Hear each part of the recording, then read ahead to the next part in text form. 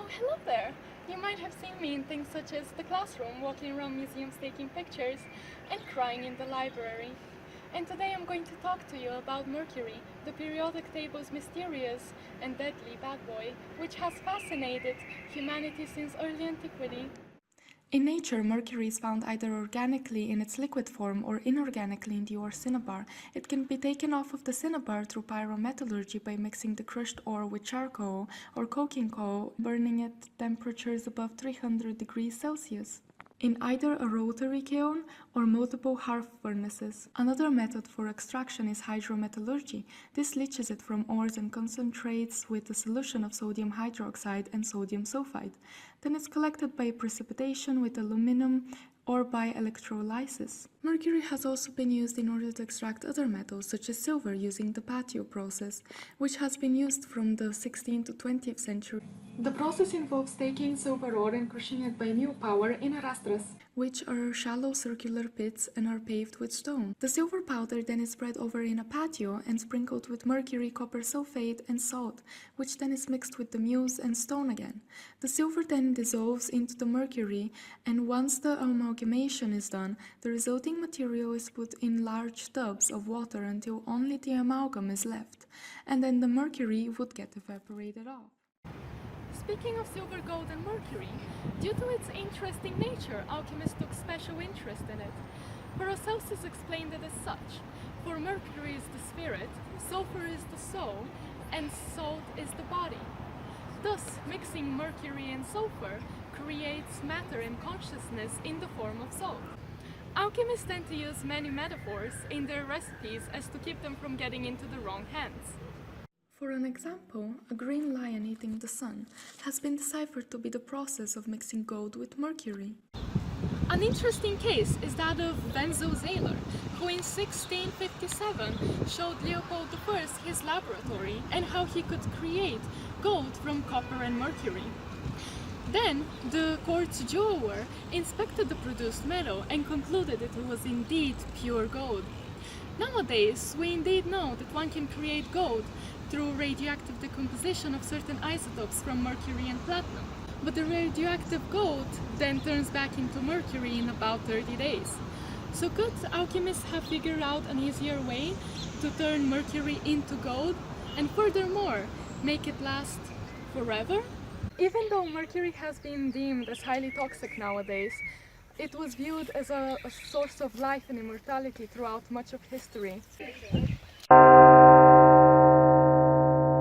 The earliest evidence of mercury in the medical field is from 4,000 years ago in China, where it was used as a contraceptive. Later though, maybe perhaps because it wasn't a very good contraceptive, it was used as an aphrodisiac in 500 BC in both China and India. Meanwhile, the first mention of mercury in Europe was in the 4th century by Aristotle, and he referred to it as liquid silver, and it was used to treat skin diseases. Then in the midst of the syphilis epidemic in the 16th century, the old Arabic ways of healing sexually transmitted diseases with mercury was implemented by Paracelsus. So people began applying it on the affected areas as calomel ointment, drinking it, and sitting in rooms filled with mercury vapor, or taking it in pill form. In the end, some patients did actually get cured, as mercury does have the ability to suppress the bacteria responsible for the disease, Treponema pallidum. But on the other hand, about 80% of the people did get mercury poisoning and died shortly after the treatment. So regardless of its questionable healing ability, mercury was still used as medication up until the early 20th century. The first Chinese emperor, Qin Shi Huang, who reigned from 259 to 210 BC, was buried in a tomb on Mount Lishan, which nobody has been in since his burial. But because of found ancient writings and sketches which describe the construction, we now know that the tomb is like an underground palace surrounded by a web of tunnels and special systems for drainage of groundwater.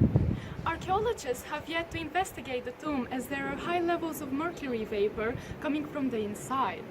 According to some theories, these drainage systems could actually be rivers of mercury which serve to either protect him and his treasures from thieves, or as an attempt to cure the incurable, death.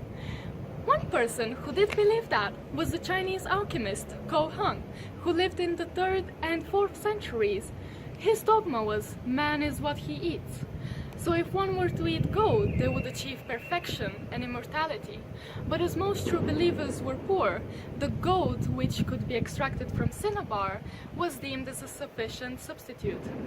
But going back to mercury finding its way into tombs, the Temple of the Feathered Serpent in Teotihuacan had tiny pools of mercury in a secret tunnel which had not been seen for at least 1,500 years.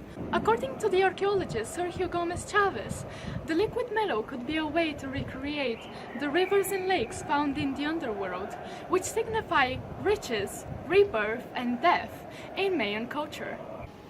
And even though it has been centuries since, we continue to have mercury in our houses on a daily basis, in a thermometer, until just a few years ago. So now we are all holding our breaths to see where the rivers of mercury will flow in the future. Cut! Where the rivers of mercury will flow in the future? Who wrote this? Oh.